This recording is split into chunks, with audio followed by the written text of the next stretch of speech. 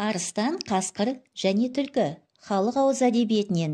Арыстан ауырып бір апанда жатады. Барлық аңдар оның халін сұрап келіп кетіп жүреді. Бірақ түлкі келмеген еді. Қасқыр түлкіге наразы болады да, өшін алмақ болып арыстанға келіп түлкіні жамандайды. Түлкі сізді құрмет етіп, тым болмаса халіңізді де сұрамады ғой дейді. Арыстан бұған ашуланып түлкіні шақыртып алады. Түлкі қасқырын жамандағанын сезеді де арыстанға айтады: "Маған бекер ашуланасыз. Мен сіздің ауруыңызды естіген соң бір тыным тапқаным жоқ. Сізге ауруыңызды жазатын дәрі іздеп мазам кетті. Міне, жаңа ғана тауып келе жатқаным еді" дейді. Сонда арыстан қуанып кетіп: "Ол не дәрі?" дейді.